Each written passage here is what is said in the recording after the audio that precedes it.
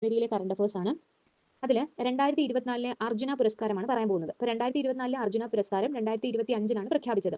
2024 അർജുന പുരസ്കാരത്തിലെ മികച്ച കായിക താരം എന്ന് പറയുന്നത് സാജൻ പ്രകാശ് ആണ്. മലയാളി നീന്തൽ താരമാണ് സാജൻ പ്രകാശ് എന്ന് പറയുന്നത്.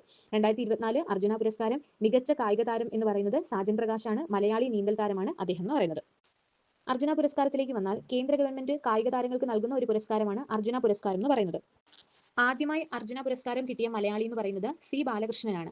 അദ്ദേഹം ഒരു പർവ്വതാരോഹകനാണ്. അപ്പോൾ അദ്ദേഹത്തിനാണ് ആദ്യമായിട്ട് അർജുന പുരസ്കാരം കിട്ടിയ മലയാളി എന്ന് പറയുന്നത്. ആദ്യമായിട്ട് അർജുന പുരസ്കാരം കിട്ടിയ മലയാളി വനിത എന്ന് പറയുന്നത് കെ.സി. ഏലമ്മ. വോളിബോൾ കായിക താരമാണ് കെ.സി. ഏലമ്മ എന്ന് പറയുന്നത്. ഇനി അടുത്തൊരു കറണ്ട് അഫേഴ്സിലോട്ട് വരാം. ജമ്മു കാശ്മീരിലുള്ള ഒരു ടണലാണ് സോനാമാർഗ് ടണൽ. ജമ്മു കാശ്മീരിലെ ടണലാണ് സോനാമാർഗ് ടണൽ. ഈ സോനാമാർഗ് ടണൽ ശ്രീനഗറിനെയും ലഡാക്കിനെയും ബന്ധിപ്പിക്കുന്ന ഒരു ടണലാണ് സോനാമാർഗ് ടണൽ എന്ന് പറയുന്നത്.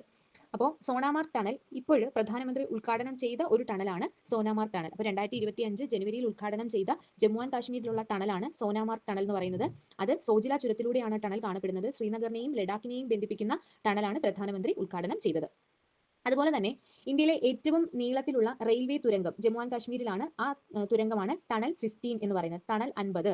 ഇന്ത്യയിലെ ഏറ്റവും നീളത്തിലുള്ള റെയിൽവേ തുരങ്കമാണ് ജമ്മു ആൻഡ് കാശ്മീരിലുള്ള ടണൽ 50 എന്ന് പറയുന്നത്. അതുപോലെ തന്നെ അടുത്തൊരു കറണ്ട് അഫേഴ്സ് ആണ്. കേന്ദ്ര കാലാവസ്ഥാ നിരീക്ഷണ കേന്ദ്രം രൂപീകരിച്ചിട്ട് ജനുവരിയിൽ 150 വർഷം തികയുന്ന വാർഷികമാണ്. ജനുവരി 15 വാർഷികം ആഘോഷിക്കുന്നത്. അതായത് കേന്ദ്ര കാലാവസ്ഥാ നിരീക്ഷണ കേന്ദ്രം രൂപീകരിച്ചിട്ട് 150-ാം വർഷമാണ് ജനുവരിയിൽ ആഘോഷിക്കുന്നത്.